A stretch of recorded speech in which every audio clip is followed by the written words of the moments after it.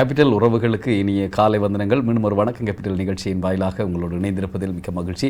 மலர்ந்திருக்கின்ற இந்த காலை பொழுது எல்லோருக்குமே சந்தோஷமான நாளாக அமையட்டும். அதே நேரம் இன்றைய நாளில் பிறந்த நாள், திருமண நாள், இதர சுபகாரியங்களில் ஈடுபடுகின்ற எல்லோருக்குமே இன்றைய நாள் மங்கள நாளாக அமைவதோடு இன்றைய நாளில் புதிதாக தொழில் தொடங்குபவர்கள், வாகனம் வாங்குபவர்கள், கடை வியாபாரம் செய்பவர்கள், அதேபோல போட்டி பரீட்சைக்கு செல்பவர்கள் எல்லோருக்குமே இன்றைய நாள் வெற்றியின் நாளாக அமையட்டும். அந்த வாழ்த்துக்களை தெரிவித்துக் கொள்கிறோம். அத்துடன் இன்றைய நாள் மலர்ந்திருக்கின்ற காலையில் நீங்கள் எடுக்கின்ற முடிவுகள் எல்லாமே எல்லோருக்கும் கைகூடக்கூடிய வகையில் அமைய வாழ்த்துக்களை தெரிவிக்கின்றோம்.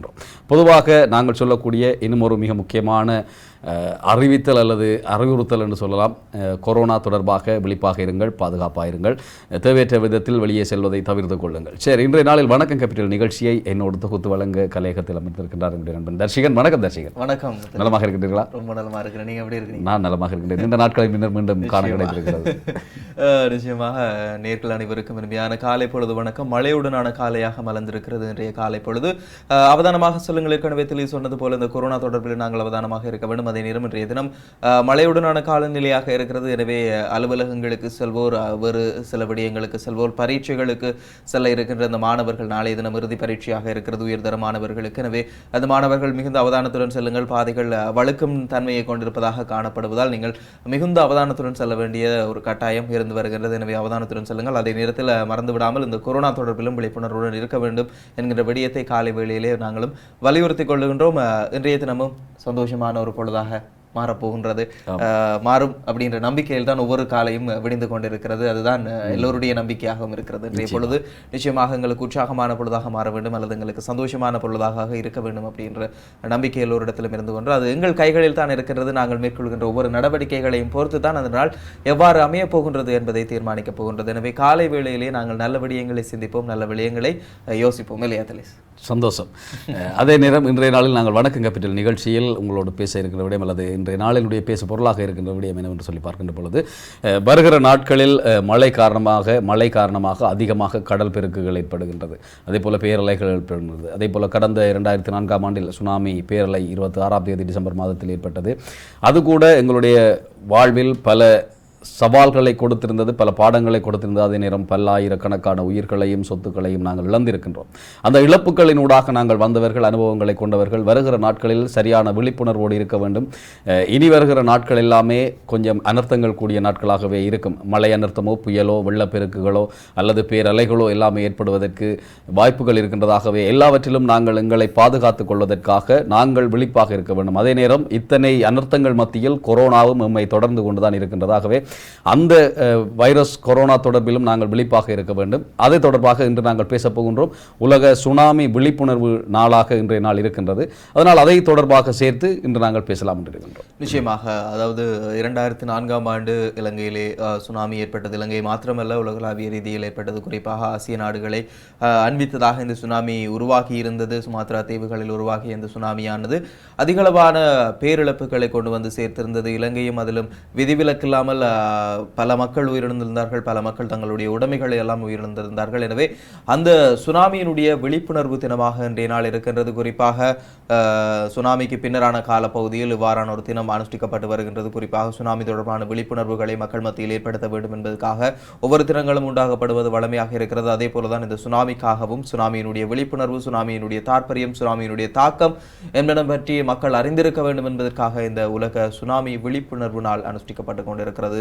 எனவே அது குறித்து தான் நாங்களும் பேச போகின்றோம். பல்வேறுபட்ட விடயங்கள் உங்களுக்காகவும் காத்திருக்கிறது. வளமை போலவே வணக்கம் கேபிட்டலூடாக பல்வேறுபட்ட விடயங்களை தருவது வளமையாக இருக்கிறது. அதே போல இன்றைய தினமும் ஆரம்பத்திலே நாங்கள் சொல்லியிருந்தோம், இன்றைய நாள் எவ்வாறு அமைய போகின்றது என்பதை நாங்கள் சிந்திக்கின்ற, நாங்கள் செயற்படுகின்ற விதங்களை பொறுத்து தான் இருக்கிறது. எனவே காலை வேளையில் நல்ல சிந்தனைகள் நாங்கள் கேட்கின்ற பொழுது அன்றைய நாள் அந்த சிந்தனைகளின் மூலமாக நாங்கள் வளப்படுத்திக் கொள்வதற்கு நல்ல ஒரு வாய்ப்பாக அமைந்துவிடும் என்பது யாராலும் மறக்க முடியாமல் இருக்கிறது. எனவே அதற்காகத்தான் வணக்கம் கேபிட்டலின் முதல் பகுதியாக வருகிறது சிந்திக்க சில நிமிடம் பகுதி பார்த்துவிட்டு தொடர்ச்சியாக வணக்கம் கேபிட்டலோடு இணைந்திருக்கலாம்.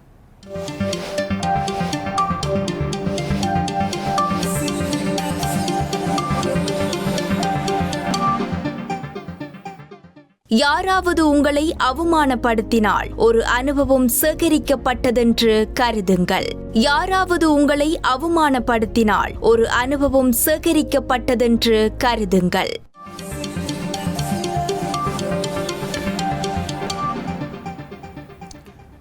நல்லதொரு சிந்தனை காலை வேளையில் என்று நாங்கள் பார்த்திருந்தோம். அதாவது வந்து அவமானங்கள் என்பது வெகுமானங்களாக நமக்கு கிடைக்க வேண்டும் என்று சொன்னால் அந்த கொடுக்கின்ற அவமானங்களை அல்லது நாங்கள் பெறுகின்ற அவமானங்களை எல்லாம் அது எங்களுக்கான ஒரு படிப்பினையாக அல்லது ஒரு அனுபவமாக நாங்கள் எடுத்துக்கொள்கின்ற பொழுதுதான் அந்த அனுபவங்களினூடாக நாங்கள் அவமானங்களில் இருந்து கண்ட வெகுமானங்களை நோக்கி ஓடக்கூடியதாக இருக்கும். அதிகமாக பலரை பார்த்தால் சொல்வார்கள், எனக்கு ஒரே வாழ்க்கையில் அடிதான் விழுந்து கொண்டிருக்கின்றது என்று சொல்லி. அடி விழுகின்றது என்று சொன்னால் அடியில் இருந்து நாங்கள் மீளவில்லை என்று சொன்னால் மீண்டும் அடிதான் விழுந்து கொண்டே இருக்கும். அடி விழுகிற பொழுது நாங்கள் அதை அனுபவமாக எடுத்துக்கொண்டு அதிலிருந்து பாடங்களை கற்றுக்கொண்டவர்களாக வருகிற நாட்களை அல்லது அதன் பின்னரான நாட்களை நாங்கள் விழிப்புணர்வோடு கூடிய நாட்களாக அமைத்துக் கொள்ள வேண்டும். அப்பொழுதுதான் சரியான முறையில் அந்த அனுபவங்களை அல்லது அந்த அவமானங்களை நாங்கள் கடந்து வாழ்வில் நல்லதொரு இடத்திற்கு வர முடியும் என்பது இன்றைய சிந்தனையூடாக எங்களுக்கு கிடைத்தது. சரி தர்ஷிகன், அதிகமாக பார்த்தால் சிலர் வருகிற பொழுதே அலுவலகத்துக்குள் வந்தாலும் சரி அல்லது ஒரு சபையில் சரி வந்தாலும் சரி சுனாமி வருகிறதுன்னு சொல்லுவார்கள். அவர் வருகிறார் என்று சொன்னாலே சுனாமி வருகிறார் சொன்னால் ஏதாவது ஒரு பிரச்சனையை கொண்டு வருவார். இல்லை என்று சொன்னால் அவர் வருகிற பொழுது ஏதாவது ஒரு அனர்த்தம் அங்கே இடம்பெறும். அதனால் அந்த சுனாமி என்ற பெயரை அவருக்கு வைத்து விடுவார்கள். இது நகைச்சுவையாக நாங்கள் வைத்து கொண்டாலும் அது வந்து குறிப்பிட்ட சிலர்களை நாங்கள் சொல்லிக் கொண்டாலும் அவர்களுக்கு சில வழிகளில் அது கேட்கின்ற பொழுது அதுவும் அவர்களுக்கான ஒரு அனுபவமாக அமைந்து கொள்ளும்.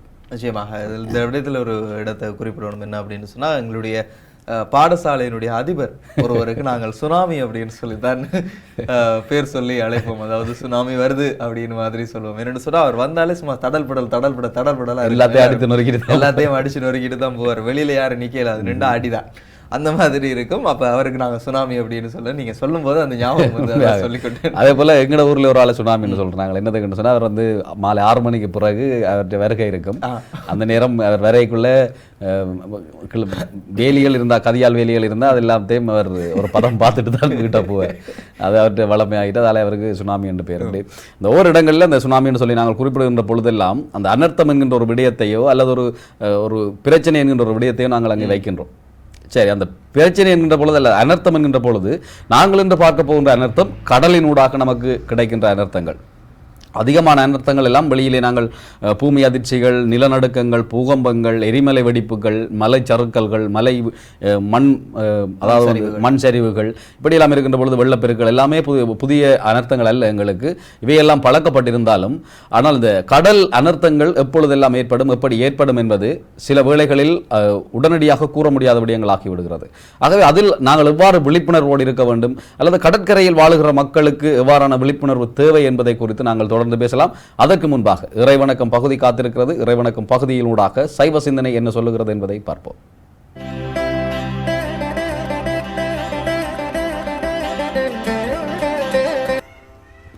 ஞானமே வடிவாகிய ஞான தண்டாயுதபாணியினுடைய தனிப்பெரும் கருணையினாலே கேபிட்டல் டிவியினுடைய இறை வணக்கம் என்கின்ற நிகழ்ச்சியினூடாக உங்கள் அனைவரையும் சந்திப்பதிலே மிக்க மகிழ்ச்சி. அடியனுடைய பணிவான வணக்கங்கள். நேற்றைய தினம் இறைவனுக்கு காட்டப்படுகின்ற தீபாராதனைகளினுடைய பலனை பற்றி சிந்தித்திருந்தோம். இன்றைய தினம் சுவாமிக்கு இடம்பெறக்கூடிய அபிஷேகங்களினுடைய அந்த அபிஷேக திரவியங்களினாலே எங்களுக்கு என்னென்ன பலன் கிடைக்கிறது என்று சொல்லி சிந்திக்கலாம். பொதுவாக ஆலயங்களிலே சுவாமிக்கு அபிஷேகம் என்று நடக்கிற பொழுது குறிப்பிட்ட சில திரவியங்களினாலே அபிஷேகம் நடக்கும். அதே போல சிறப்பு அபிஷேகங்கள் என்று சொன்னால் அதற்கு ஏராளமான வேறு விசேட திரவியங்களினாலும் சுவாமிக்கு அபிஷேகம் நடக்கும். பொதுவாக நாங்கள் இந்த அபிஷேகத்தை படிக்கட்டு அபிஷேகம் என்று சொல்லுவார்கள். அந்த படிக்கட்டு அபிஷேகத்திலே பயன்படுத்தக்கூடிய பொதுவான திரவியங்களையும் அவற்றுக்குரிய பலன்களை பற்றியும் சிந்திக்கலாம். முதலிலே இறைவனுக்கு சந்தனாதி தைலத்தினாலே அபிஷேகம் நடக்கும். இந்த சந்தனாதி தைலத்தினாலே சுவாமிக்கு நாங்கள் அபிஷேகம் செய்வதை தைலாபிஷேகம் என்று சொல்லுவார்கள். அந்த தைலாபிஷேகத்தை தரிசிப்பதனாலும் அதற்குரிய பொருளை கொடுத்து உதவுவதனாலும் எங்களுக்கு சுகம் கிடைக்கிறது. வாழ்க்கையிலே எங்களுக்கு எல்லா விதமான சுகங்களும் கிடைக்கிறது. அடுத்ததாக அரிசிமா பொடியினாலே சுவாமிக்கு அபிஷேகம் நடக்கும். இந்த அரிசிமா பொடி அபிஷேகத்தை தரிசிப்பதினாலும் சரி அல்லது அரிசிமா பொடியை சுவாமிக்கு அபிஷேகத்திற்கு வழங்குவதனாலும் சரி எங்களுக்கு கடன் தொல்லைகள் நீங்கும். அதே போல நெல்லி முள்ளி பொடி, அதாவது அபிஷேக பவுடர் என்று இப்பொழுது சொல்லுவார்கள். அந்த அபிஷேக திரவியத்தினாலே சுவாமிக்கு அபிஷேகம் நடக்கிறதை தரிசிப்பதினாலே எங்களுக்கு வியாதிகள் எல்லாம் நீங்கும். எங்களுக்கு வரக்கூடிய வியாதிகளாகட்டும், எங்களிடத்திலே தேங்கி இருக்கிற வியாதிகளாகட்டும், உலகத்தை பிடித்திருக்கிற வியாதிகளாகட்டும் எல்லாம் நீங்கக்கூடியது இந்த நெல்லி முள்ளி பொடி என்கின்ற அபிஷேக திரவியத்தினாலே சுவாமிக்கு நாங்கள் அபிஷேகம் செய்கிற பொழுது இந்த பலன் கிடைக்கிறது. அதே போல மஞ்சள் பொடி என்பது, அதாவது மஞ்சள் உண்மையிலேயே ஒரு கிருமி நாசினி, அதே போல முகத்திற்கு வசீகரத்தையும் அழகையும் கொடுக்கக்கூடியது. ஆனதினாலே தான் பெண்கள் முகத்திற்கு மஞ்சள் பூசினார்கள் அந்த காலத்தில். இன்றைக்கெல்லாம் மஞ்சள் பூசுவதே கிடையாது, மஞ்சள் சோப்பைத்தான் பயன்படுத்துகிறோம். இறைவனுக்கு மஞ்சள் பொடியினாலே அபிஷேகம் செய்கிற பொழுது எங்களுக்கு வசீகரமும் அழகும் உண்டாகிறது. அந்த அபிஷேகத்தை தரிசிப்பதினாலே இந்த பலன் கிடைக்கிறது. அதனைத் தொடர்ந்து இறைவனுக்கு பஞ்சாமிர்த அபிஷேகம் இடம்பெறும். அதாவது பஞ்சாமிர்தம் என்று சொல்லுகிற பொழுது 5 வகையான பொருட்கள் அதிலே சேர்க்கப்படும். மாம்பழம், பலாப்பழம், வாழைப்பழம், அதே போல மாதுளம்பழம், கற்கண்டு, பேரீச்சம்பழம், தேன், நெய் இவை கொண்டு சுவாமிக்கு பிணைந்து பிசைந்து அதை கொண்டு சுவாமிக்கு அபிஷேகம் செய்வார்கள். இது பொதுவாக நாங்கள் தயாரிக்கிற பஞ்சாமிர்தம். ஆனால் பழனியிலே சற்று வித்தியாசமான பஞ்சாமிர்தம். அங்கே 5 பொருட்கள் போடுவார்கள், அது வித்தியாசமான பொருட்கள். அவை என்னவென்று சொன்னால் கதலி வாழைப்பழம் அல்லது நாட்டு வாழைப்பழம் என்று அவர்கள் சொல்லுவார்கள். வாழைப்பழம், வெள்ளை சர்க்கரை, அதை நாட்டு சர்க்கரை என்று சொல்லுவார்கள். அந்த சர்க்கரை, நெய், தேன், பேரீச்சம்பழம் இவை எல்லாவற்றோடு கொஞ்சம் அரிசியும் சேர்த்து அந்த பஞ்சாமிர்தம் தயாரிக்கப்படுகிறது. இப்படி ஒவ்வொரு விதமான பஞ்சாமிர்தம் இருக்கிறது. இந்த பஞ்சாமிர்தத்தினாலே நாங்கள் இறைவனுக்கு அபிஷேகம் செய்கிற பொழுது எங்களுக்கு வெற்றி கிடைக்கும். அதாவது எடுத்த காரியங்களிலும் ஆகட்டும், வாழ்க்கையிலும் ஆகட்டும் வெற்றி கிடைக்கிறது. இறுதியிலே எங்களுக்கு மோட்சம் கிடைக்கிறது. பஞ்சாமிர்த அபிஷேகத்தை தொடர்ந்து சுவாமிக்கு பாலினாலே அபிஷேகம் நடைபெறும். அந்த பால் அபிஷேகத்தை தரிசிப்பதினாலும் பாலை இறைவனுக்கு அபிஷேகத்திற்காக கொடுக்கிற பொழுதும் எங்களுக்கு அதாவது மக்கட்செல்வம் கிடைக்கிறது. மக்கட்செல்வம் வேண்டுபவர்கள், அதாவது எங்களுக்கு புத்திரப்பேறு வேண்டும் என்று எண்ணுகின்ற அன்பர்கள் சுவாமிக்கு பால் அபிஷேகம் செய்யலாம். அதனாலே தான் ஆலயங்களிலே இலகுவான ஒரு அபிஷேகமாக இந்த பால் அபிஷேகத்தை வைத்திருக்கிறார்கள். பால் அபிஷேகம் உங்களுக்கு மக்கட்செல்வத்தை தரக்கூடியது, புத்திரப்பேறு கிடைக்கக்கூடியது. ஆனதினாலே புத்திரப்பேருக்காக ஏங்குபவர்கள் முருகக்கடவுளுக்கு பாலபிஷேகம் செய்வது மிகுந்த பலனை தரும். ஏனென்றால் முருகக்கடவுளை வேண்டித்தானே சஷ்டி விரதம் இருக்கிறோம். எங்களுக்கு புத்திரப்பேறு கிடைக்க வேண்டும் என்பதற்காகத்தான் சஷ்டி விரதம் இருக்கிறோம். ஆனதினாலே எந்த ஒரு கடவுளர்களுக்கும் உங்களுக்கு புத்திரப்பேறு கிடைக்க வேண்டும் என்று சொன்னால் எந்த ஒரு கடவுளருக்கும் நீங்கள் பாலபிஷேகம் செய்வது உங்களுக்கு புத்திரப்பேரை கொடுக்கும். ஆனதினாலே இன்றைய தினம் இறைவனுக்கு அபிஷேகமாகிற ஒரு சில திரவியங்களை பற்றி நாங்கள் சிந்தித்திருக்கிறோம். நாளைய தினமும் இதையே தொடர்ந்து சிந்திக்கலாம். நாளைய தினம் ஏனைய திரவியங்களையும் அதற்குரிய பலன்களையும் அந்த அபிஷேகத்தினாலே எங்களுக்கு என்னென்ன பலன்கள் கிடைக்கும் என்பது பற்றியும் நாளைய தினம் சிந்திக்கலாம் என்று சொல்லி உங்களிடமிருந்து நன்றியும் வணக்கமும் கூறி விடைபெற்றுக் கொள்ளுங்கள்.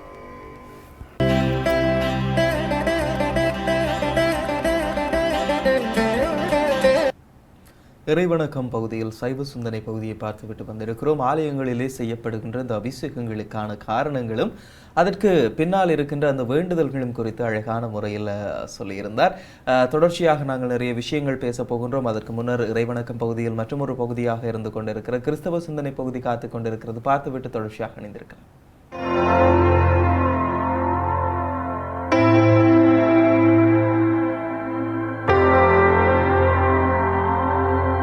கேபிட்டல் தொலைக்காட்சி இறைவணக்க நிகழ்ச்சிக்கு உங்களை யாவரையும் அன்போடு வரவேற்கிறோம். மீண்டும் உங்களை சந்திப்பதிலே பேரானந்த மகிழ்ச்சி. உங்களோடு நாங்கள் சில விஷயங்களை குறித்து நாங்கள் பகிர்ந்து கொள்ளுற போது எங்களுக்கும் அந்த விஷயங்கள் உங்களுக்கு வந்து சேர்றபடினாலே எங்களுக்கு மிக சந்தோஷம். ஆகவே நாங்கள் பிரியமானவர்களை இன்றைக்கி நாங்கள் மற்றவர்களைப் போல நாங்கள் வாழணும் என்று யோசிக்கிறோம். இன்றைக்கி அனைவர் எல்லாரும் அப்படித்தான். நாங்கள் மற்றவர்களைப் போல் வாழ வேண்டும், நாங்கள் மற்றவர்களைப் போல தான் இருக்க வேண்டும், மற்றவர்களைப் போல தான் நாங்கள் வாழ்ந்து காட்ட வேண்டும் அப்படின்னு நாங்கள் நிறைய யோசிக்கிறோம். ஆகவே இன்றைக்கி நாங்கள் பார்க்குறோம், மற்றவர்களைப் போல நாங்கள் வாழ வேண்டும் என்று நாங்கள் நினைக்காம நாங்கள் எப்படி நாங்கள் மற்றவர்களைப் போல எப்படி நாங்கள் வாழ முடியும், அவர்கள் எவ்விதமாக வாழ்கிறார்கள்ன்றது எங்களுக்கு அவ்வளோ தெரியாது. ஆனால் நாங்கள் இப்படி யோசித்தா என்ன, மற்றவர்களைப் போல வாழ முடியவில்லை என்று யோசிக்காமல் நம்ம தனிப்பட்ட வாழ்க்கையில் நாம் ஒரு வாழ்க்கையை புதுசாக நாங்கள் ஆரம்பித்தா என்ன அப்படின்னு யோசித்தா இப்படி இருக்கோம். ஆகவே இன்றைக்கி நாங்கள் மற்றவங்களை போல் வாழ யோசித்தா இன்றைக்கி அநேகர் வந்து வாழ்க்கையே இல்லாமல் போயிட்டாங்க. மற்றவர்களை போல் உடுத்தணும், மற்றவர்களை போல் போடணும், மற்றவர்களை போல் சாப்பிடணும், மற்றவர்களை போல் வீடு கட்டணும், மற்றவர்களை போல் கார் எடுக்கணும், மற்றவர்களை போல் இருக்கணும்னு நினச்சி இன்றைக்கி அநேகர் இல்லாமலே போயிட்டாங்க. ஆகவே பார்க்குறோம், இன்றைக்கி மற்றவர்களை போல் நாங்கள் வாழணும்னு நினைக்கிறத விட நம்மகிட்ட இருக்கிறதை கொண்டு எப்படி வாழலாம்னு நாங்கள் நினச்சா அது எப்படி இருக்கும், அது உங்களோட வாழ்க்கையில் எவ்வளோ ஒரு சுவாரஸ்யமாக இருக்கும் யோசிச்சு பாருங்கள். ஆகவே நம்ம இருக்கிறத கொண்டு நாங்கள் எவ்விதமாய் வாழலாம், இது கர்த்தருக்கு பிடிக்குமா, இது இயேசுவுக்கு பிடிக்குமா, இந்த வாழ்க்கை நாம் நினைக்கிற சிந்திக்கிற சரியா, என்கிட்ட இருக்கிற காரியத்தை நான் வச்சுக்கொண்டு நான் எப்படி வாழலாம்னு யோசிக்கிறது சரியா, அல்லது மற்றவர்களைப் போல வாழ்கிறது சரியா? பிரியமானவர்களே, இன்றைக்கி மற்றவர்களைப் போல வாழ நினைத்து இன்றைக்கு தற்கொலை செய்கிறவர்கள் ஏராளமானவர்கள். மற்றவர்களைப் போல வீடு கட்டணும்னு நினைத்து இன்றைக்கி பார்க்குறோம், லோன் எடுத்து அதை எடுத்து வீடுகளை கட்டி இன்றைக்கி நாங்கள் பார்க்குறோம், அதை திரும்ப செலுத்த முடியாமல் அந்த வீட்டையும் நிலத்தையும் பார்க்குறோம் பறி கொடுத்துட்டு ஆதரவற்றவர்களாக, திக்கெட்டவர்களாக, அனாதைகளாய் தெருவில் நிற்கிற எத்தனை பேர் நம்ம பார்க்குறோம். அது மட்டும் இல்லை, நம்ம சொகுசான ஒரு வாழ்க்கையை மற்றவர்களை போல வாழ நினைத்து இன்றைக்கி நம்ம இருந்த இடமே இல்லாமல் அநேகர் காணாமல் ஓடி போயிட்டாங்க. ஆகவே இன்றைக்கி நீங்கள் ஒரு காரியத்தை யோசிங்க, மற்றவர்களைப் போல் வாழ வேண்டும், மற்றவர்களைப் போல் உடுத்த வேண்டும், மற்றவர்களைப் போல் இருக்க வேண்டும், மற்றவர்களைப் போல் சாப்பிட வேண்டும், அப்படி யோசிக்காமல் நீங்கள் உங்களிடத்தில் இருப்பதை கொண்டு உங்களுடைய கர்த்தர், நீங்கள் ஆராதிக்கிற தெய்வம் எப்படி உங்களை நடத்த போகிறாரோ அந்த விதமாக நடந்து கொள்ளுங்கள். அப்படி நடக்கும்போது உங்களோட வாழ்க்கையில் நல்ல ஐடியாக்கள் வரும், நல்ல காரியம் வரும். ஏன்னு சொன்னால், எங்கள்கிட்ட இருக்கிறத கொண்டு நாங்கள் சிறப்பாய் வாழ்கிறதான் ஆண்டவருக்கு பிடிக்கும். அதில் பார்க்குற நாம் இருக்கிறத கொண்டு வாழும் பொழுது நாம் என்ன சாப்பிட்டோன்றது மற்றவருக்கு தெரியாது. ஆனால் நாங்கள் மற்றவர்களைப் போல சாப்பிடுவோம்னு நினைக்கிறது தான் தப்பு. ஆக மற்றவர்கள் போல் நம்ம ஹோட்டலுக்கு போக வேண்டும், மற்றவர்களைப் போல் பார்க்கணும், நம்ம பெரிய பெரிய இதுகளில் சாப்பிடணும், பெரிய பெரிய காரியங்களை இது பண்ணணும், கடன் வேண்டி சாப்பிடணும், இதெல்லாத்தையும் விட்டுட்டு எங்கிட்ட இருக்கிறத கொண்டு நம்ம வாழ ஒன்று முடிவெடுத்து பாருங்கள். அந்த முடிவில் ஒரு சந்தோஷம் இருக்குது, ஒரு மகிழ்ச்சி இருக்குது. ஏன்னு சொன்னால், இன்றைக்கு இருக்கிறத கொண்டு நாளைக்கு நாங்கள் இதை சேமித்து வச்சுக்கொள்கிறோம். ஆகவே நாளைக்கும் எங்களுடைய தேவைகளை பயன்படுத்துறதற்கு எங்கிட்ட ஒரு கையிருப்பு இருக்குது. அதனால் பார்க்குறோம், மற்றவர்களை போல் நாங்கள் வாழணும்ன்ற தீர்மானத்தை தயவு செய்து நிறுத்திட்டு மற்றவர்கள் போல் வாழலாம். எப்படி என்று சொன்னால், எங்கிட்ட இருக்கிறத கொண்டு நாங்கள் உயர்ந்து நாங்கள் எப்போ வருகிறோமோ அப்போ நாங்கள் மற்றவர்களை போல் இருக்கிறோம். ஆனால் அதுக்காக எங்கிட்ட ஒன்றுமே இல்லாமல் நாங்கள் ஏதோ வட்டிக்கு எடுத்து அப்படி எடுத்து இப்படி எடுத்து நாங்கள் வாழ்கிற போது கடைசியில் நாங்கள் குடும்பமே இல்லாமல் போயிடும். எத்தனை பேர் தற்கொலை பண்ணியிருக்கிறாங்க, எத்தனை பேர் குடும்பத்தோடு செத்துருக்கிறாங்க, எத்தனை பேர் வெளிநாட்டு ஆசைகளை கொண்டு அவர்கள் குடும்பத்தோடு தற்கொலை பண்ணியிருக்கிறாங்க. நாங்கள் இதெல்லாம் பார்க்குறோம், பத்திரிகையில் பார்க்குறோம், நியூஸில் கேட்குறோம். அதனால் பார்க்குறோம். தயவுசெய்து அன்பான சகோதர சகோதரிகளே, ஒரு காரியத்தை மட்டும் உங்களுக்கு நல்ல ஆலோசனையாய் நான் சொல்ல விரும்புகிறேன். இதை கேட்குறவங்க நீங்கள் கண்டிப்பாக ஆசீர்வதிக்கப்படுவீங்க. மற்றவர்களைப் போல் நீங்கள் வாழாமல் நீங்கள் உங்களை போலவே நீங்கள் வாழ்ந்து கொள்ளுங்கள். இருக்கிறத கொண்டு வாழுங்க. அந்த வாழ்க்கை தான் உங்களுக்கு சந்தோஷத்தை கொடுக்கும். அங்கே தான் இயேசு உங்களோட கூட இருப்பா என்று கேட்டால், நீங்கள் பெருமையாய் வாழ விரும்பல, நீங்கள் பொறுமையாக அமைதியாய் வாழ விரும்புகிறபடினால் கர்த்தர் உங்களோட அமைதியான வாழ்க்கையை தெரிந்து கொண்டு அவர் உங்களை ஆசீர்வதித்து வழிநடத்தும்படியாக நாங்களும் எங்கள் பிரார்த்தனைகளிலே உங்களுக்காக நாங்கள் செபித்து உங்களை ஆசீர்வதிக்கிறோம். ஜீவன் உள்ள நல்ல பிதாவே, ஆமென்.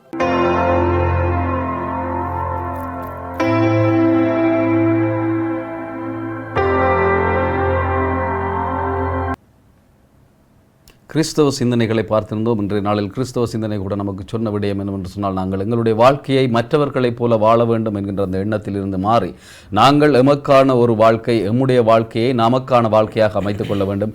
மற்றவர்களைப் போல ஆடம்பரத்தை எதிர்பார்த்து கடனாளிகளாகவும் பிரச்சனைகளையும் பெற்றுக்கொள்ளக்கூடாது என்கின்ற வகையில் அமைந்திருந்தது. பொதுவாகவே இந்த சிந்தனை எல்லோருக்கும் ஏற்றதாக இருக்கும். நாங்கள் அதிகமாக பல இடங்களில் பார்க்கின்ற விடயம், மற்றவர்கள் எப்படி இருக்கின்றார்கள், மற்றவர்கள் எப்படி உடுத்துகின்றார்கள், மற்றவர்கள் எப்படி வீடு கட்டுகின்றார்கள், இப்படி என்று சொல்லி நாங்கள் நினைத்த எங்களுடைய தகுதிக்கு மேலாக அல்லது எங்களால் முடிந்த அந்த கைங்கரியங்களுக்கு மேலாக நாங்கள் ஆசைப்படுவதனால் பல பிரச்சனைகளையும் குடும்ப பிரிவுகளையும் தான் இன்று சந்தித்து கொண்டிருக்க வேண்டியவர்களாக இருக்கின்றோம். அதே நேரம் பல கடனாளிகளாக்கி இறுதியில் எங்களை நாங்களே மாய்த்து கொள்ளுகிற நிலைமைக்கு வருகின்றோம். ஆகவே எங்களுடைய வாழ்க்கையை நாங்கள் எங்களுக்கு ஏற்றவாறு நாங்கள் அமைத்துக் கொள்ள வேண்டும், மற்றவர்களைப் போல வாழ வேண்டும் என்கின்ற அந்த எண்ணத்தில் நாங்கள் விடுபட வேண்டும் என்ற சிந்தனையை இன்றைய கிறிஸ்தவ சிந்தனை ஊடாக நாங்கள் பார்த்திருந்தோம். தொடர்ந்து இன்றைய நாளுக்கான ராசி பலன்கள் தயாராக இருக்கிறது. எல்லோருமே அவளோடு பார்த்து கொண்டிருப்பீர்கள், எனக்கான ராசி இன்று ராசிக்கான பலன்கள் எவ்வாறு அமையும் அப்படி என்று சொல்லி அந்த ராசி பலன்கள் வருகிறது. ராசி பலன்களை பாருங்கள், சந்தோஷமாக இருங்கள். ஆனால் கொரோனா தொடர்பாகவும் கொஞ்சம் விழிப்புணர்வோடு இருங்கள். ராசிகளுக்கெல்லாம் கொரோனா அப்பாற்பட்டது என்பதை சொல்லிக்கொண்டு ராசி பலன்களை பார்க்கலாம்.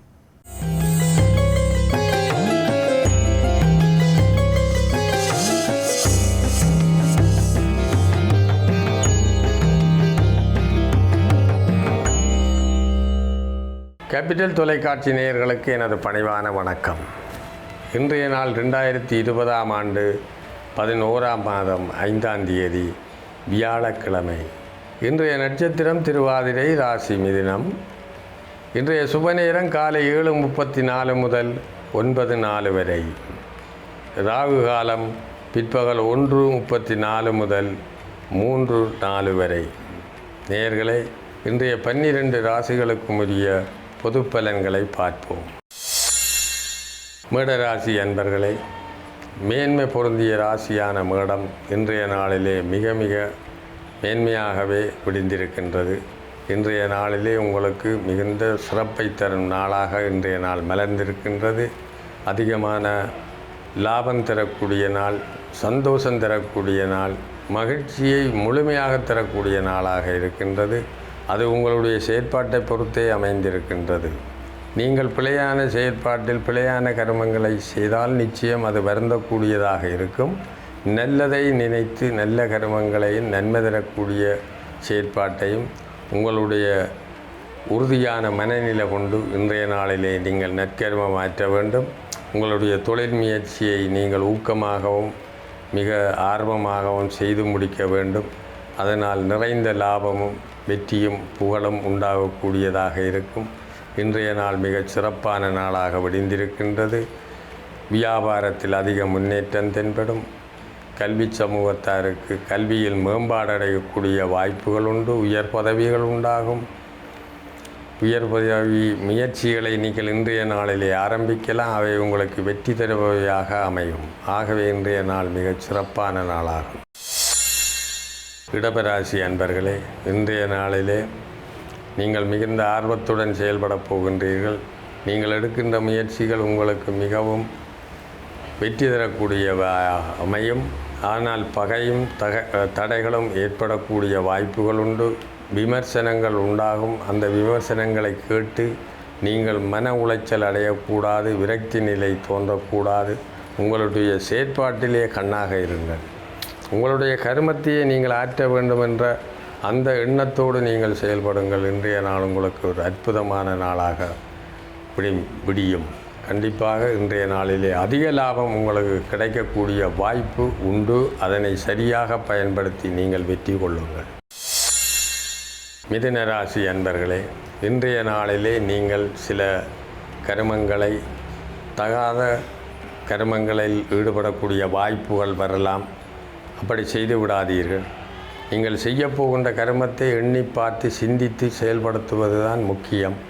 அவை நன்றாகவும் சிறப்பாகவும் நடந்தேறக்கூடிய வாய்ப்பை வசதியை ஏற்படுத்தி நீங்கள் கர்மத்திலே செயற்படுங்கள். உங்களுடைய தொழிலிலே நீங்கள் மிகுந்த உறுதியான ஒரு மனநிலையோடு உங்களுடைய தொழில் ஆக்கங்களை நீங்கள் பார்க்க வேண்டும்.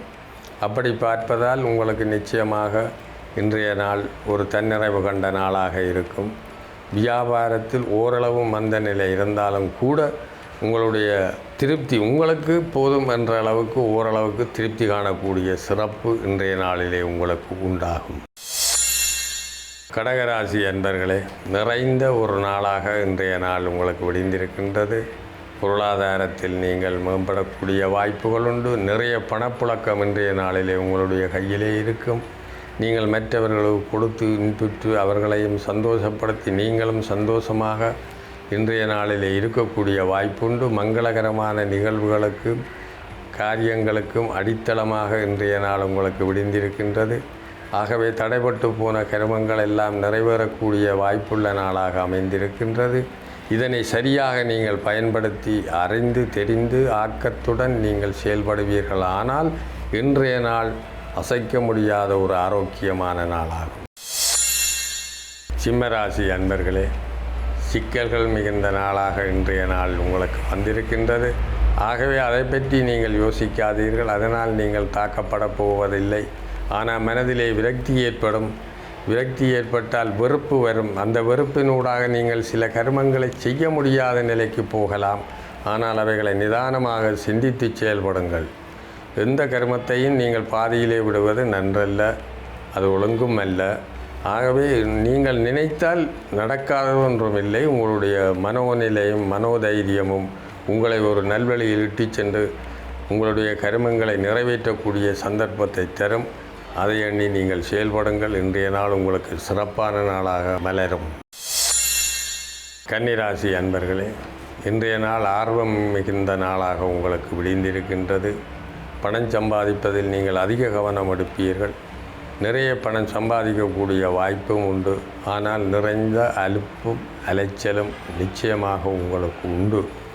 இன்றைய நாளிலே நீங்கள் கடின உழைப்பு தேவைப்படும், கடினமாக செயல்படுவீர்கள். சாப்பாட்டை வெறுத்து கூட உங்களுடைய தொழிலில் நீங்கள் ஈடுபடக்கூடிய வாய்ப்புகள் உண்டு. ஆனால் அந்த வாய்ப்பு உங்களுக்கு வளர்ச்சியை தருமா என்றால் நிச்சயமாக தரும். உங்களுக்கு போதுமென்ற அளவுக்கு இன்றைய நாள் ஒரு தன்னிறைவு கண்ட நாளாக இருக்கும். துளாராசி அன்பர்களே, உற்சாகத்துடனும் உறுதியான மனநிலையுடனும் இன்றைய நாளிலே நீங்கள் உங்களுடைய செயற்கரிய கர்மங்களை செயற்படுத்துங்கள். உங்களுக்கு உதவி ஒத்தாசை நிறைய கிடைக்கும். உற்றார், பெற்றோர், உறவினர் அனைவரும் உங்களுக்கு இன்றைய நாளிலே உதவி புரிய முன்வருவார்கள். அவைகளை நீங்கள் சரியாக பயன்படுத்தி இன்றைய நாளிலே நீங்கள் பூரணமான ஒரு உயர்ந்த நிலைக்கு உங்களை எடுத்து செல்லக்கூடிய ஒரு அடித்தளம் இன்றைய நாளிலே அமையும். ஆகவே இன்றைய நாள் ஒரு அற்புதமான நாளாக இருக்கின்றது. நீங்கள் எண்ணி செயற்படுத்துவீர்கள். ஆனால் நிச்சயமாக இன்றைய நாள் உங்களுக்கு ஒரு பரிபூர்ண வெற்றி திருநாளாக அமையும். விருச்சிக ராசி அன்பர்களே, இன்றைய நாள் மிகுந்த சிறப்பான நாளாகும். உங்களுக்கு நீங்கள் நினைக்கிறதை செய்யக்கூடிய நாளாகவும் அமைந்திருக்கின்றது. உங்களுடைய எண்ணங்கள் ஈடேறக்கூடிய வாய்ப்பும் உண்டு. உங்களுடைய குடும்பத்தில் இதுவரை தடைபட்டு போன கருமங்கள் ஏதாவது இருந்தால் நிச்சயமாக இன்றைய நாளிலே அது அனுகூலமாக இருக்கும். திருமணம், மகப்பேறு போன்ற கருமங்கள் இதுவரைக்கும் இல்லாமல் இருந்தவர்களுக்கு இன்றைய நாளிலே அவை செயற்படக்கூடிய வாய்ப்பையும் அதை எடுத்து செல்லக்கூடிய சந்தர்ப்பத்தையும் கொடுக்கக்கூடிய நாளாக இருக்கின்றது. ஆகவே இன்றைய நாள் மிக மிக சிறப்பாக உங்களுக்கு அமைந்திருக்கின்றது. அதை சிறப்பாக பயன்படுத்தி உங்களுடைய கருமத்தில் நீங்கள் பூரண வெற்றியை காணுங்கள். தனுராசி அன்பர்களே, உங்களுக்கு இன்றைய நாளிலே உங்களுடைய முயற்சிக்கு தகுந்த வெற்றி நிச்சயம் உண்டாகும். அதிகமான லாபம் பெறக்கூடிய நாளாக அமைந்திருக்கின்றது. உங்களுடைய கருமங்கள் எண்ணியவை நடக்கக்கூடிய வாய்ப்புண்டு. உங்களுக்கு தடைப்பட்டு போன கருமங்கள் ஏதாவது இருந்தால் அவை இன்றைய நாளிலே நிறைவேறக்கூடிய சந்தர்ப்பம் நிச்சயமாக உண்டு. ஆகவே உங்களுடைய மனநிலையிலே நீங்கள் எதை நினைக்கின்றீர்களோ அது இன்றைய நாளிலே நடத்தி காட்ட முடியும். அதற்கு பொறுமையும் நிதானமும் உங்களுக்கு வேண்டும். அவைகளை கைவசம் உங்களுடன் வைத்துக்கொண்டு உங்களுடைய செயற்பாடுகளை இறங்குங்கள். அவை ஒரு பூரண ஆரோக்கியம் தரும், ஒரு சிறப்பான வெற்றியை தேடித்தரும். மகர ராசி அன்பர்களே, 7.5 சனியின் ஆரம்ப கூறில் நீங்கள் இருக்கின்றீர்கள். இன்றைய நாள் அலைச்சல் மிகுந்ததாக இருக்கும். எடுக்கின்ற கருமங்களை நிறைவேற்ற முடியாமல் தடைகள் ஏற்படலாம். ஆனால் இலகுவாக அந்த தடைகளை நீக்கி உங்களுடைய கருமத்தில் நீங்கள் எப்படி முன்னேறலாம் என்றதை வகுத்து நீங்கள் உங்களுடைய ஆக்கப்பூர்வமான முயற்சியை செய்யுங்கள். அவை உங்களுக்கு நிச்சயமாக வெற்றி தருவதாக அமையும். சனீஸ்வர பகவானுடைய ஆளுமைக்குள்ளே நீங்கள் இருக்கின்றீர்கள். அவருடைய ராசியிலே உங்களுடைய ராசி அமைந்திருக்கின்றது. அவரே இதுக்கு பொறுப்பானவர். நிச்சயமாக உங்களுக்கு வாகன யோகத்தையும் தருவார். வாரி வாரி வழங்குவதிலும் அவர் பின்னிற்க மாட்டார். நிச்சயம் இன்றைய நாள் உங்களுக்கு ஒரு தன்னிறைவு கண்ட ஒரு சிறப்பான நாளாகும். கும்பராசி அன்பர்களே, இன்றைய நாள் உற்சாகம் மிகுந்த நாள். எதையும் நீங்கள் பின்னிக்காமல் முன்னின்று வந்து செய்யக்கூடிய ஒரு நாளாக அமைந்திருக்கின்றது. இன்றைய நாளிலே உங்களுடைய வெற்றி நிச்சயிக்கப்பட்டிருக்கின்றது. உங்களுக்கு அதிகமான லாபங்கள் வரக்கூடிய வாய்ப்பும் வசதியும் இன்றைய நாளிலே உங்களுக்கு ஏற்படும். அதிகமான பொருள் ஈட்டல் உங்களுக்கு இன்றைய நாளிலே கிடைக்கும். இதனால் உங்களுடைய குடும்பத்திலே அதிகமான சந்தோஷங்கள் நிலவக்கூடிய வாய்ப்பு உண்டு. ஆடை ஆபரணங்கள் வாங்கக்கூடிய சந்தர்ப்பங்கள் உண்டு. அதற்கு உங்களுடைய முயற்சி ஏற்றதாக அமைய வேண்டும். அவை அமைந்தால் நிச்சயமாக இன்றைய நாள் ஒரு சிறப்பான நாளாகும். மீனராசி அன்பர்களே, நிச்சயமாக நீங்கள் 12வது ராசியிலே இருக்கின்றீர்கள். உங்களுடைய முயற்சிகள் நீங்கள் நினைத்த அளவுக்கு சிறப்பாகவும் வெற்றிகரமாகவும் அமையக்கூடியதாக இருக்கின்றது. புது புது திட்டங்களை வகுத்திருப்பீர்கள். அந்த திட்டங்கள் ஓரளவுக்கு நிலைபெறக்கூடிய வாய்ப்பு உண்டு. ஆகவே உங்களுடைய முயற்சியை நீங்கள் கைவிட்டு விடாதீர்கள். நிதானமாக சிந்தித்து செயல்படுத்துங்கள். அதிக வெற்றியையும் அதிக லாபத்தையும் நீங்கள் பெறக்கூடிய வாய்ப்புகள் உண்டு. உங்களுடைய குடும்பத்தாருடன் சேர்ந்து குதூகலிக்கக்கூடிய மாதிரியான மங்களகரமான கர்மங்கள் உங்களுக்கு ஏற்படக்கூடிய வாய்ப்புகள் உண்டு. ஆன்மீக ரீதியான நாட்டம், ஆண்டவனுடைய திருப்படிகளுக்கு நீங்கள் உங்களை ஈடுபடுத்தி கொள்ளுதல் போன்றவை எல்லாம் இன்றைய நாளிலே நிச்சயமாக உங்களுக்கு உண்டாகும். ஆகவே இன்றைய நாள் ஒரு புனிதமான, ஒரு வல்லமை பொருந்திய வளமான நாளாகும். நேயர்களே, இதுவரை 12 ராசிகளுக்கும் உரிய பொது பலன்களை பார்த்தோம். மீண்டும் நாளை இதே நேரம் உங்களை சந்திக்கும் வரை உங்களிடமிருந்து விடைபெறுபவர் சோதிடர் சிவகுரு செல்லச்சாமி. நன்றி, வணக்கம்.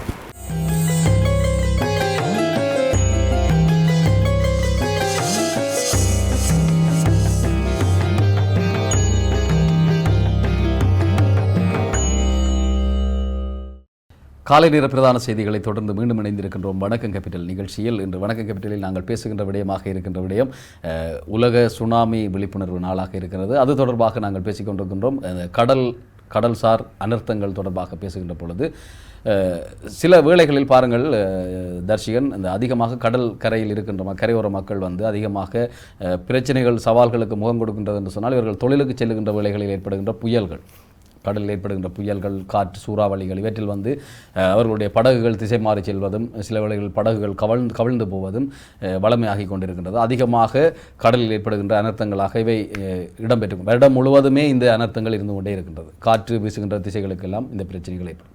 அதே போல குறிப்பிட்ட சில காலப்பகுதிகளுக்குள் ஏற்படக்கூடிய அனர்த்தங்கள் சொல்லி பார்க்கின்ற பொழுதுதான் இந்த பேரலைகளினுடைய எழுச்சி. இதனால் கரையோரத்தில் இருக்கின்ற வீடுகள் சேதமாக்கப்படுவது, இதனுடைய ஒரு பெரியதொரு பாரிய ஒரு அலையினுடைய எழுச்சி தான் இந்த சுனாமியாக கடந்த காலங்களில் இடம்பெற்றது. அதனால் அந்த கிராமங்கள், பிரதேசங்களே அழிந்து போன நிலைமையை நாங்கள் கண்டிருக்கின்றோம். அது வருகின்ற பொழுது, கடல் மேலெழுந்து வருகின்ற பொழுது கரையில் இருக்கின்ற அத்தனை விடயங்களையும், அத்தனை பொருட்களையும், கட்டடங்களை, வாகனங்கள் எல்லாவற்றையுமே மீண்டும் கடலுக்குள் இழுத்துச் செல்லுகின்ற அந்த நிலைமை இருக்குது. அந்த வேளையில் கடலில் இருக்கின்றவர்களுடைய நிலைமையும் இன்னும் கொஞ்சம் பயங்கரமாகத்தான் இருக்கும். ஆனால் சுனாமியின் பொழுது நடுக்கடலில் இருந்தவர்களுக்கு சேதங்கள் ஏற்பட்டது குறைவென்று சொல்லித்தான் அறியக்கூடியதாக இருந்தாலும், அந்த வேளையில் அவர்களுடைய எண்ணங்கள், சிந்தனைகள் எல்லாமே ஒரு கொஞ்சம் பாரிய பயத்தை ஏற்படுத்தக்கூடியதாக அமைந்திருக்கும். ஏன்னு சொன்னால் நீரினுடைய நிலைமை குறைந்திருக்கும்.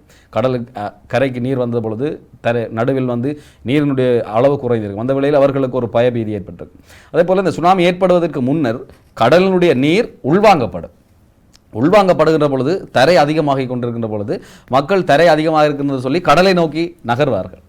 அதன் பின்னர் அவர்கள் தம்மை பாதுகாத்துக் கொள்வதற்காக வெளியே வருவதற்கு நீண்ட நேரம் எடுக்கும். ஆகவே போராட வேண்டிய ஒரு தன்மை ஏற்படும். அதனால் தான் பல இழப்புகள், உயிரிழப்புகள் ஏற்படுவது.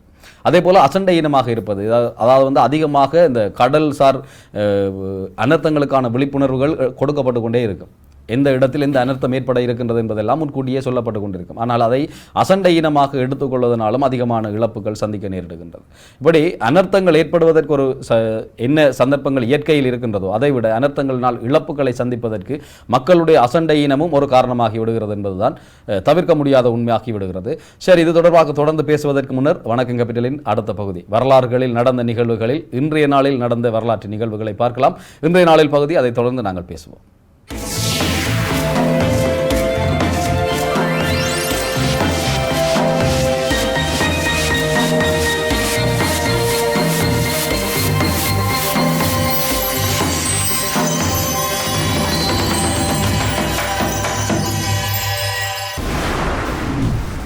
1872 ஆண்டின் இதே நாளில் அமெரிக்காவில் பெண்கள் தேர்தலில் வாக்களிப்பதற்கு விதிக்கப்பட்டிருந்த தடையை மீறும் விதமாக சுசன் பி ஆந்தோனி எனும் பெண் வாக்களித்தார். பின்னர் அவருக்கு $100 அபராதம் விதிக்கப்பட்டது. 2007 ஆண்டின் இதே நாளில் சந்திரனுக்கு சீனா அனுப்பிய முதலாவது செய்மதி சந்திரனை வலம் வரத் தொடங்கியது. 2013 ஆண்டின் இதே நாளில் இந்தியா செவ்வாய் சுற்றுக்கலன் திட்டத்தை தொடங்கியது. 2017 ஆண்டின் இதே நாளில் அமெரிக்காவின் டெக்சஸ் மாநிலத்தில் தேவாலயம் ஒன்றில் மேற்கொள்ளப்பட்ட துப்பாக்கிச் சூட்டில் 26 பேர் கொல்லப்பட்டு மேலும் 20 பேர் காயமடைந்தனர். அமெரிக்க எழுத்தாளரும் வரலாற்றாசிரியரும் மெய்யியல் ஆளருமாகிய வில்லியம் ஜேம்ஸ் டியூரண்ட் 1885 ஆண்டின் இதே நாளில் பிறந்தார். தமிழ் இலக்கிய வரலாற்றை முதலில் எழுதிய தமிழறிஞர் காசு பிள்ளை 1888 ஆண்டின் இதே நாளில் பிறந்தார். இந்திய துடுப்பாட்ட வீரர் விராட் கோலி 1988 ஆண்டின் இதே நாளில் பிறந்தார். இலங்கை தமிழறிஞர், அகராதியலாளர், அரசியல்வாதி என பன்முகம் கொண்ட சைமன் காசிக் செட்டி 1860 ஆண்டின் இதே நாளில் இறந்தார். நோபல் பரிசு பெற்ற பிரான்சிய மருத்துவர் அலெக்சிஸ் காரில் 1944 ஆண்டில் இதே நாளில் இறந்தார். இந்திய பாடகரும் இயக்குனருமான பூபேன் ஹசாரிகா 2011 ஆண்டில் இதே நாளில் இறந்தார்.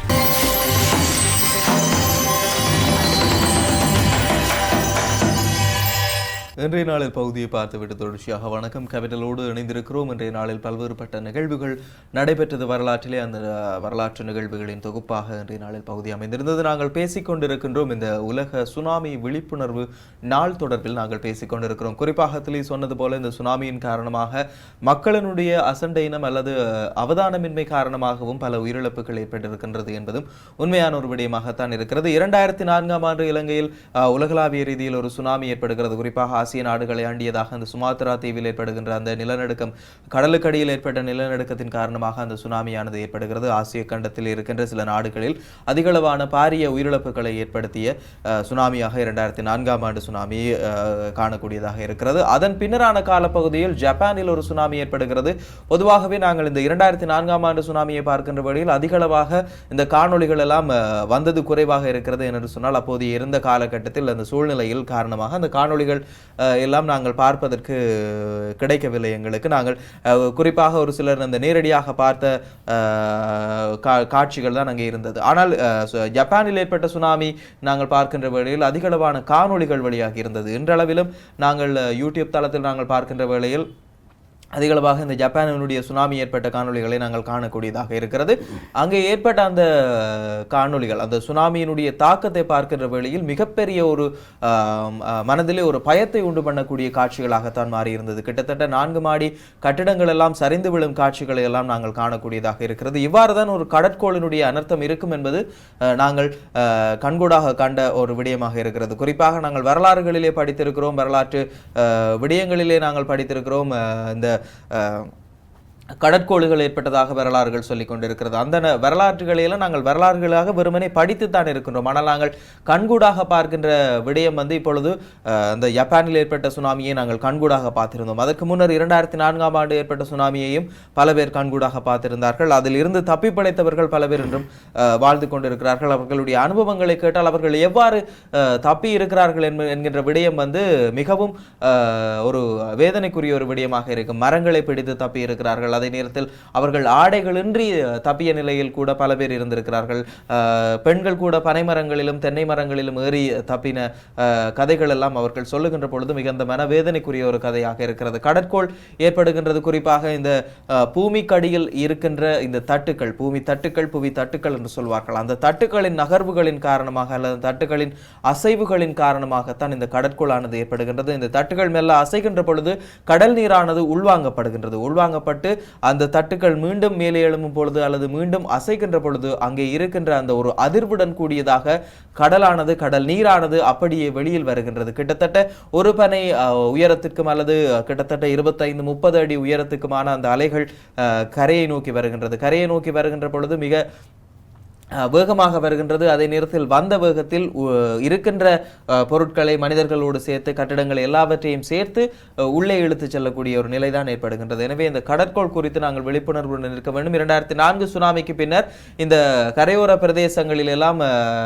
சுனாமி விழிப்புணர்வு கோபுரங்கள் எழுப்பப்பட்டிருக்கிறது. குறிப்பாக கடற்கோளில் அந்த அலையினுடைய வேகம் அல்ல அலையினுடைய தாக்கம் அதிகமாக இருக்கின்ற பட்சத்தில் அந்த சுனாமி எச்சரிக்கை கோபுரங்கள் சமிக்கை செய்து மக்களை அவதானத்துக்கு கொண்டு செல்லக்கூடிய ஒரு நிலையை இப்பொழுது ஏற்படுத்தியிருக்கிறது. அது மாத்திரமல்லாமல் சுனாமியில் இருந்து வெளியேறுகின்ற பாதை அல்லது சுனாமியின் பின்னர் வெளியேறுகின்ற பாதைகள் கூட இப்பொழுது கரையோர பிரதேசங்களில் கொண்டு வரப்பட்டிருக்கிறது. அந்த நடைமுறையும் உட்படுத்தப்பட்டிருக்கிறது. அது மாத்திரமல்லாமல் சுனாமி முன்னெச்சரிக்கை நடவடிக்கையாக மக்களுக்காக பல விழிப்புணர்வு நடவடிக்கைகளும் முன்னெடுக்கப்பட்டிருக்கிறது. குறிப்பாக சுனாமியின் போது நாங்கள் எவ்வாறு கடற்கரை பிரதேசங்களில் இருந்து வெளியேற வேண்டும், எங்களுடைய உடைமைகளை எல்லாம் எவ்வாறு பாதுகாத்துக் கொள்ள வேண்டும் என்கின்ற விழிப்புணர்வுகள் எல்லாம் சுனாமிக்கு பின்னர் 2004 ஆண்டுக்கு பின்னர் நடைமுறைப்படுத்தப்பட்டுக் கொண்டிருக்கிறது. இலங்கையிலும் சரி ஏனைய நாடுகளிலும் சரி நடைமுறைப்படுத்தப்பட்டிருக்கிறது. அதில் ஒரு அங்கமாகத்தான் இந்த சுனாமி விழிப்புணர்வு நாள் இருந்து கொண்டிருக்கிறது என்பது உண்மையான ஒரு விடயமாக இருக்கிறது. இந்த நிலையில் நாங்கள் இன்னொரு விடயத்துக்கு சென்றாக வேண்டும். அடுத்த பகுதியாக எங்களுக்காக காத்திருக்கிறது. குரல் சொல்லும் கதை பகுதி காத்திருக்கிறது. பார்த்துவிட்டு தொடர்ச்சியாக இணைந்திருக்கலாம்.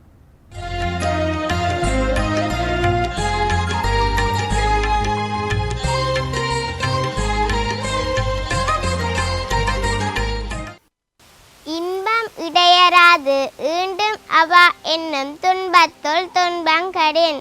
இன்பம் இடையராது ஈண்டும் அவா என்னும் துன்பத்துள் துன்பங்கடின். கேபிட்டல் டிவி நேயர்களுக்கு எனது அன்பான வணக்கம். இன்று குரல் சொல்லும் கதை என்ற நிகழ்வில் 37ஆம் அதிகாரமான அவா அறுத்தல் என்ற அதிகாரத்தின் 9வது குரலுக்கு உரையும் கதையும் சொல்ல வந்துள்ளேன். இந்த 9வது குரல் என்ன சொல்கின்றன, அவாதான் மிக பெரிய பெரிய துன்பங்களையும் தீமைகளையும் ஒருவனுக்கு கொடுக்கின்றது. அந்த அவா அற்ற நிலை பெரும் இன்பத்தை கொடுக்கும். அப்போ அவாபட்டமானால் தொடர்ந்து பல துன்பங்களை வரவேற்கிறதுக்கு தயாராக இருக்கணும். ஒருவனுக்கு துன்பம் செய்கிறது யார் என்று சொன்னால் மற்றவர்கள் அல்ல, அவன் மனம்தான் அவனுக்கு துன்பத்தை செய்யுது. ஒருதன் அமைதியாகவும் ஒழுக்கமாகவும் நேர்மையாகவும் கடவுளுக்கு ஒப்பு கொடுக்கக்கூடிய மாதிரி நடந்தானேயானால் அவனுக்கு இந்த துன்பமும் வராது, அவனையும் யாரும் துன்பப்படுத்த மாட்டார்கள். அப்போ இந்த அவாம் என்ன செய்கிறது என்றால் ஒருதனுக்கு தேவையில்லாத கற்பனைகளை ஊட்டி அவன் மனதை மாறுபாடு அடைய செய்யும். அப்போ அந்த மாறுபாடு அடைகிற மனம் என்ன செய்யும் என்று சொன்னால் தீயவற்றை எல்லாம் செய்கிறதுக்கு நினைக்கும். அவன் முதல் என்ன செய்யும் என்றால் அந்த மனம் இன்னொரு மனத்தோடு கலந்துரையாடும். அப்போ அந்த மனம் என்ன சொல்லும், அடிக்கத்தான் வேணும், வெட்டத்தான் வேணும், குத்தத்தான் வேணும் என்று சொல்லும். அப்போ உண்ட நிலையை என்ன இருக்குன்னு சொன்னியானால் அவர்கள் என்ன சொல்லுவார்கள் என்றால், உனக்கு நெருங்கிய நண்பர்கள் சொல்லுவார்கள் என்னென்றால், கார்த்தியாக விருப்பமில்லை என்றால் அவளை தூக்குவாங்க. தூக்கி கொண்டு சென்றால் ஒரு சில நாளைக்கு மூஞ்சியை நட்டுவினா அப்படி இப்படி செய்தால் பிறகு எல்லாம் சரி வந்துடும், தாலியை கட்டினா கல்யாணம் முடிஞ்சது என்று சொல்லுவினேன். அப்படி எல்லாம் இந்த அவா அவளுக்கும் இருக்கும் ஆசைகள், அவாக்கள் இருக்கும். அவள் என்ன நினைத்து கொண்டிருக்கிறாளோ தெரியவில்லை. ஏனென்றால் அவள் தான் பட்டதாரி, பல்கலைக்கழகத்தில் படிக்கிறேன். அப்படி பல்கலைக்கழகத்தில் படிக்கிற ஒரு தினம் மணந்து நான் சீருஞ்சிறப்போடும் வாழ வேணுமென்று தான் அவள் தினமும் சிவனுக்கு கோரிக்கை விடுறாள். நீ என்ன செய்கிற, உனக்குத்தான் அவள் வர வேணுமென்று சிவனை கோரிக்கை விடுற. சிவன் என்ன செய்கிறதுன்று நீ சொல்லு பார்ப்போம். சிவன் இதில் யார் பக்கமும் சேர மாட்டார். ஏனென்றால் அவர் பற்றில்லாதவர், பக்கம் சேராதவர். அதனால் அவர் மௌனமாக இருப்பார். அவர் என்ன செய்வார் என்று சொன்னால் உண்ட மனதில் ஏற்படுத்தப்பட்ட அந்த காதல் உணர்வை அவளின் மனதிலையும் உண்டாக்க பார்ப்பார். ஆனால் அதை அவள் கோர வேணும். இறைவன் இறைவனிட்டையும் கேட்காம கொடுக்க முடியாது. என்றால் அவர் எழுதியவற்றை கொடுப்பார், பொருத்தமானவற்றை தருவார். ஆனால் அவர்கள் ஒருத்தர் விரும்பாததை கொடுக்க மாட்டார். அப்போ நீ விரும்புகிறாய், அவள் விரும்பவில்லை. அப்போ சிவன் என்ன செய்வார் சொல்லு. நீ ஒரு சிவபக்தன், இப்போ 40-45 வயது ஒரு பக்குவமான மனிதன் ஆனபடியால் சிவனை நோரத்தாலே எந்த பயனும் இல்லை. ஒரு செயல் நடக்கிறேன்டா, நேர்த்தி கடன் வைக்கிறோம், வெளிநாடு போனால் புள்ள உனக்கு நான் சங்கிலி போடுறேன், அப்படி போடுறேன், இப்படி போடுறேன் என்றெல்லாம் பொங்குறேன், படைக்கிறேன் என்றெல்லாம் சொல்லப்படுது. ஆனால் எல்லாவற்றையும் படைத்த சிவனுக்கு தனக்கு ஒரு சங்கிலி வாங்கி போட தகுதி இல்லையா? இதை நீங்கள் யார் நினைக்கிறீர்கள்? எனவே நீ அவளை பற்றி சிவனிட்ட முறையுள்ளதும் எனக்கு விருப்பமில்லை என்றார் கதிரேசன். மீண்டும் சந்திப்போம்.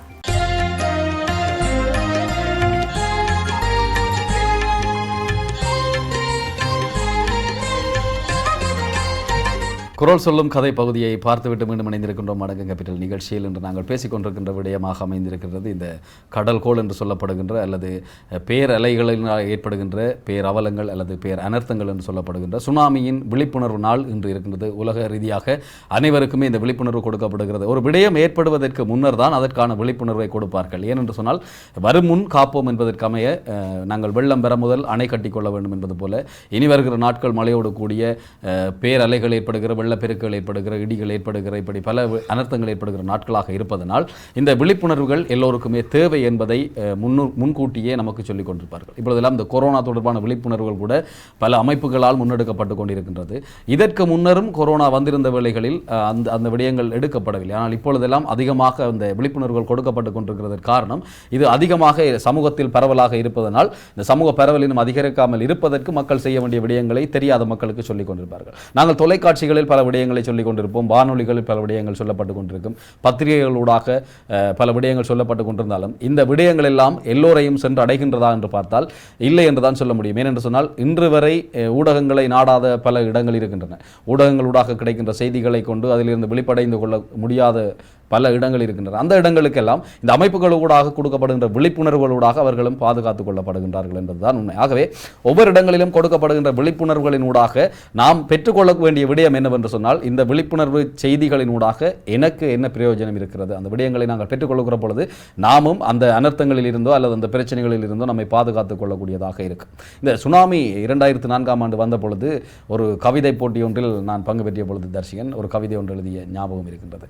சுனாமி தொடர்பாக எழுதுகின்ற பொழுது படகோடு வலைகளை பரிசாக கொடுத்தோம், பல கோடி உயிர்களை பிணமாக பெற்றோம் என்று சொல்லி எழுதி, கரைகளில் சித்திரம் கீறிய சிறு கைகள், நண்டுகள் போல சிறு நண்டுகள் போல சித்திரம் கீறிய கைகள் எல்லாம் எழுந்த அலையில் சீற்றத்தில் சிறகொடிந்து போயின என்று சொல்லி அந்த சுனாமியினுடைய தாக்கத்தினால் ஏற்பட்ட வலிகளை அல்லது வேதனைகளை, இழப்புகளை எல்லாம் தொகுத்து ஒரு கவிதையாக எழுதியிருந்தோம். அந்த கவிதை இப்பொழுது நினைக்கின்ற பொழுதெல்லாம் சில வேளைகளில் அந்த மக்களோடு நாங்கள் பேசுகின்ற பொழுது அவர்களுக்கு நாங்கள் அனர்த்த உணவு கொண்டு சென்றிருந்த வேளைகள், அனர்த்த நேரம் பருத்தித்துறை பிரதேசங்களுக்கு நாங்கள் உணவுகள் கொண்டு சென்றிருந்தோம். அந்த வேளையில் அவர்களோடு பேசுகின்ற பொழுது அந்த இழப்புகளை அவர்கள் சொல்லுகின்ற பொழுது எங்களுடைய கண்களிலே கண்ணீர் கசிந்தது. ஏனென்று சொன்னால் அவ்வளவு தூரம் பல இழப்புகளை சந்தித்தவர்கள் நாங்கள்.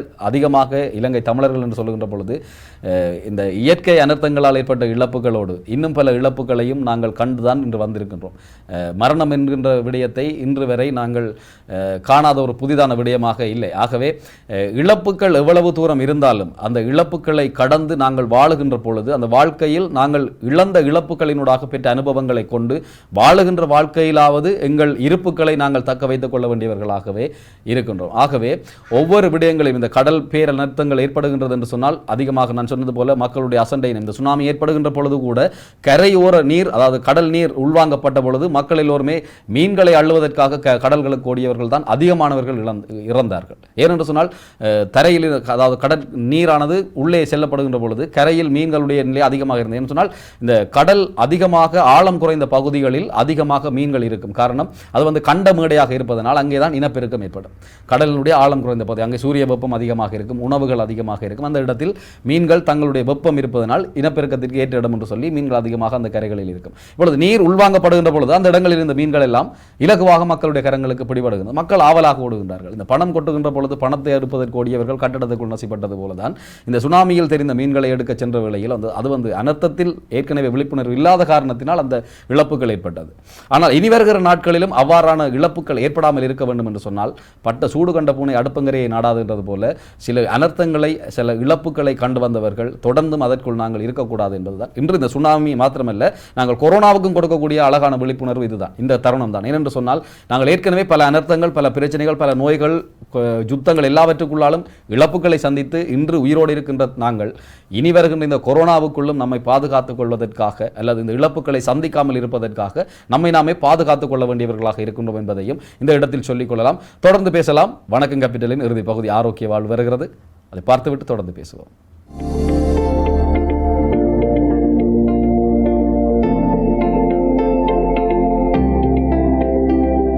கேபிட்டல் தொலைக்காட்சி நேயர்களுக்கு இனிய காலை வணக்கம். தமிழர்கள் பாரம்பரிய மருத்துவமான சித்த மருத்துவத்தின் ஆரோக்கிய வாழ்வு நிகழ்வினூடாக உங்களை சந்திப்பதில் நான் மகிழ்ச்சி அடைகிறேன். நேற்றைய தினம் உங்களுடன் நான் தொற்றா நோயில் உயர் குருதி அமுக்கத்தை பற்றி நான் கதைத்திருந்தேன். அதில் அதாவது சாதாரண குருதி அமுக்கம் எவ்வளவு, அந்த 120 கீழ் 80 என்பதை பற்றி குறித்திருந்த நான் அதில் 10 கூடலாம் குறையலாம், அது என் நிலைமையில் வரும் என்பதை பற்றி கூறியிருந்தான். இந்த நோமல் நிலைமை என்பதிலிருந்து நாம் இவர் நோயாளி என்பதை நாங்கள் அடையாளம் காண்பதற்கு ஒரு முறை குருதி அமுக்கத்தை பரிசோதிப்பதன் மூலம் எம்மால் கூறிவிட முடியாது. ஆகவே ஒரு நோயாளியை நாம் 2-3 தடவைகள் அவருடைய நிலைமைகளை மாற்றி மாற்றி பரிசோதித்தல் வேண்டும். அதாவது அவரை கிட்டத்தட்ட ஒரு கிழமைக்கோ அல்லது ஒரு 3 நாளுக்கோ தொடர்ச்சியாக வைத்தியசாலைக்கு அவரை வர வைத்து அவருடைய குருதி அமுக்கத்தை பார்வையிட வேண்டும். அவரை இருக்கின்ற நிலைமையில் பார்வையிடலாம், இல்லை படுக்க வைத்து அவருடைய பிளட் ப்ரெஷரை பார்க்கலாம். ஏதோ ஒரு நிலைமைகளில் சில வேளைகளில் மற்றது 2 கைகளை மாற்றி கூட இட வேண்டிய நிலைமைகள் உள்ளன. ஏனெனில் இந்த குருதி அமுக்கத்தின் மூலம்தான் அந்த உடல் முழுவதுமே இந்த குருதியானது விநியோகிக்கப்படுகிறது. ஆகவே இந்த அமுக்கத்தில் அமுக்கம் மாறுவதற்கு என்ன காரணம் என்று பார்த்தா, ஒன்று வயது, அடுத்தது எடை, அடுத்தது அவர்களுடைய மாறி வரும் உணவு பாவனை, அடுத்தது அவர்களுடைய உடல் உழைப்பு, அவர்களுடைய பழக்க வழக்கங்கள். இவ்வளவன்தான் அவர்களுடைய இந்த குருதி அமுக்கத்தில் மாறுபாடு ஏற்பட காரணம். உதாரணத்துக்கு நான் சொன்னான் வயது. சிறு வயதினருக்கு உண்மையாக குருதி அமுக்கத்தின் அளவு குறைவாக இருக்கும். ஏனென்று சொன்னால் இந்த குருதி அமுக்கமானது வயது, அவர்களுடைய யோசனை மற்றும் சூழலில் செல்வாக்கு செலுத்துகிறது. இதன் ஒவ்வொரு செயற்பாடுகளும் மாறுபடும் பொழுது இதனுடைய பிரதிபலிப்பானது இந்த ப்ரெஷர், அதாவது இந்த அமுக்கத்தில் மாற்றத்தை ஏற்படுத்தும். சிறு வயதினருக்கு உண்மையாக அவர்களுக்கு சில வேளைகளில் சுருங்கல் அமுக்கம் 110, 100 தொடக்கம் 110, தளர்வமுக்கமானது 60க்கும் இருக்கலாம். அது சிறு வயதினர், அதாவது ஒரு 30 வயதுக்குட்பட்டவர்கள், 25 வயதுக்குட்பட்டவர்களுக்கெல்லாம் உண்மையாக 110, 60 அதை நாங்கள் ஒரு சாதாரணம் என்றே விடலாம். ஆனால் அது வயது செல்ல செல்ல செல்ல செல்ல அதிகரித்து கொண்டு செல்லும். அதுலேயும் 110, 80 என்று சொல்கிறது ஒரு ஸ்டாண்டர்டாக வச்சிருக்கணும். அது ஒரு நிரந்தர பெருமானம் என்ற மாதிரியும், அதில் ஒரு 10 கூடுறது குறைகிறது என்பது நிலைமைகளை பொறுத்தும் கண்காணிக்கப்படும் மருத்துவர்களால் அவர்களுடைய அறிவு கட்டிய வகையில், அவர்கள் நோயாளியின் நிலைமை கட்டிய நிலைமைகளிலும். ஆகவே இவற்றை நாம் தொடர்ச்சியாக பரிசோதனை செய்வது, அத்துடன் இந்த அமுக்கமானது கூடாமலோ குறையாமலோ பாதுகாத்து கொள்வது எமது கடமை ஆகும். இன்று நாம் என்ன செய்கிறோம் என்று சொன்னால், எமது உணவுக்கு ஏற்ற உடல் பழக்க வழக்கங்களில் மாறுபாடுகள் எதையுமே நாம் செய்வதில்லை. ஆகையினாலே தான் எமக்கு இப்படிப்பட்ட நோய்களுக்கு நாங்கள் ஆளாகின்றோம். இது தொடர்பான விரிவான விளக்கங்களுடன் நாளை உங்களை சந்திப்பேன் என கூறி விடைபெறுகிறேன். நன்றி, வணக்கம்.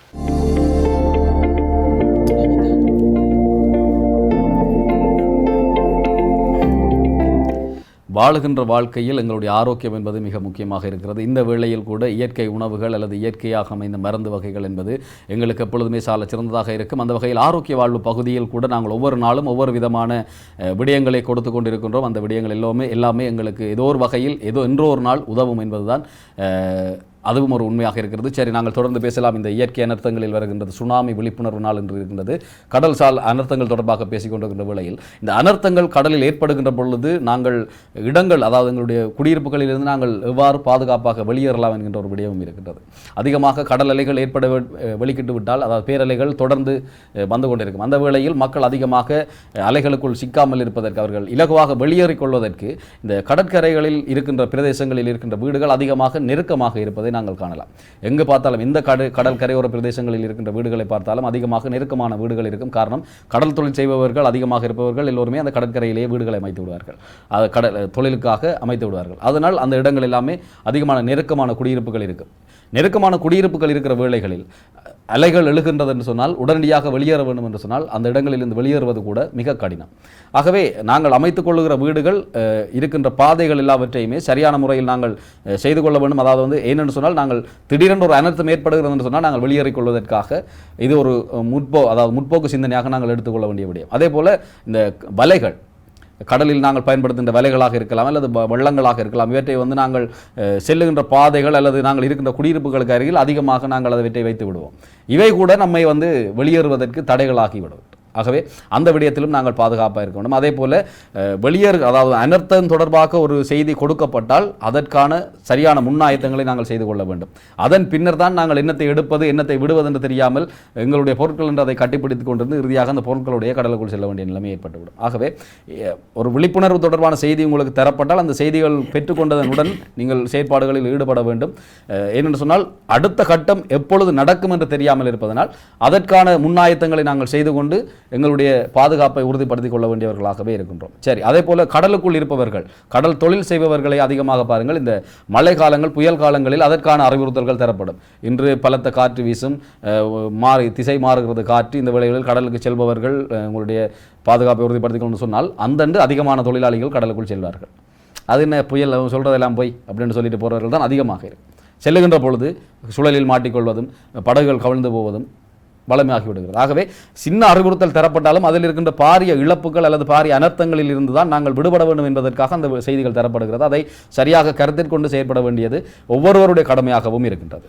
நிச்சயமாக அதுதான் உண்மையான ஒரு விடயமாக இருக்கிறது. நாங்கள் கொடுக்கப்படுகின்ற அந்த அறிவுறுத்தலுக்கு ஏற்ப நாங்கள் செயற்பட வேண்டும் என்பதுதான் நாங்களும் வலியுறுத்துகின்றோம். குறிப்பாக இந்த கொரோனாவுக்கும் நாங்கள் அதைத்தான் சொல்லுகின்றோம். கொடுக்கப்படுகின்ற சுகாதார நியமங்களை நாங்கள் சரியான முறையில் கடைபிடிப்போமாக இருந்தால் நாங்கள் நிச்சயமாக ஒரு மீண்டும் இந்த கொரோனாவை கட்டுப்படுத்திய நாடு என்கின்ற ரீதியில் நாங்கள் முன்னுக்கு வரலாம் என்பதும் உண்மையாக இருக்கிறது. அதே போலதான் இந்த சுனாமியும் சரி, வேறு பல இயற்கை அனர்த்தங்களும் சரி, ஒவ்வொரு நாளுமே வானிலை அறிக்கைகள் வானிலை ஆய்வு நிலையத்தினால் கொடுக்கப்பட்டு கொண்டிருக்கிறது. இன்றைய தினத்தில் இத்தனை கிலோமீட்டர் வேகத்தில் காற்று வீசக்கூடும், இந்த திசையிலிருந்து இந்த திசை நோக்கி காற்று வீசக்கூடும். அது மாத்திரமல்லாமல் கடல் அலையினுடைய கொந்தளிப்பு அதிகமாக இருக்குமா அல்லது சாதாரணமாக இருக்குமா, மீனவர்கள் கடலுக்கு செல்லலாமா என்கின்ற அறிவிப்பு கூட வானிலை ஆராய்ச்சி மையத்தால் கொடுக்கப்பட்டு கொண்டிருக்கிறது. எனவே அதற்கேற்றால் போல் நாங்கள் செயற்பட வேண்டும் என்பதுதான் உண்மையான ஒரு விடயமாக இருக்கிறது. அதே நேரத்தில் நாங்கள் ஒரு ஆபத்து வருகின்ற பொழுது அந்த ஆபத்திலிருந்து வெளியேறுவதற்கான அல்லது தப்பிப்பதற்கான பாதைகளை நாங்கள் அமைத்து வைத்துக் கொள்வது சால சிறந்ததாக இருக்கின்றது என்கின்ற ஒரு விடயத்தை நாங்கள் வலியுறுத்தி கொண்டு, குறிப்பாக இந்த சுனாமி விழிப்புணர்வு நாளில் நாங்கள் ஞாபகப்படுத்துவதும் அதுவாகத்தான் இருக்கிறது. இந்த சுனாமி ஏற்படுகின்ற பட்சத்தில் நாங்கள் வெளியேறுவதற்கு அல்லது பாதுகாப்பாக இருப்பதற்கான தயார்படுத்தல்களை நாங்கள் முன்கூட்டியே வைத்துக் கொள்ள வேண்டும். குறிப்பாக கடற்கரையை அண்டிய பிரதேசங்களில் வாழுகின்ற மக்கள் மிகுந்த அவதானத்துடன் இருக்க வேண்டும் என்கின்ற ஒரு விடயத்தையும் வலியுறுத்தி கொண்டு நாங்களும் நிகழ்ச்சியிலிருந்து விடைபெற்று செல்லலாம் என்று நினைக்கின்றோம். இதுவரை நேரமும் நிகழ்ச்சியோடு இணைந்திருந்த அத்தனை சொந்தங்களுக்கும் நன்றிகளையும் வாழ்த்துக்களையும் தெரிவித்துக் கொண்டு மீண்டும் ஒரு முறை இன்றைய நாள் உங்களுக்கு எல்லோருக்கும் சந்தோஷமான சுபீட்சமான நாளாக மாற வேண்டும் அப்படின்னு சொல்லி இல்லாமல் இறைவனுடைய ஆசைகளை வேண்டிக் கொண்டு நிகழ்ச்சியிலிருந்து விடைபெற்று செல்ல போகின்றோம். மற்றும் ஒரு நிகழ்ச்சியில் உங்கள் அனைவரையும் சந்திக்கும் வரை உங்களிடமிருந்து அன்பு கலந்த வணக்கங்களுடன் விடைபெற்றுக் கொள்ளும் நான் என்றும் உங்கள் அன்பின் தர்சிகன் திலீஷ் சிங்கராஜா. வணக்கம்.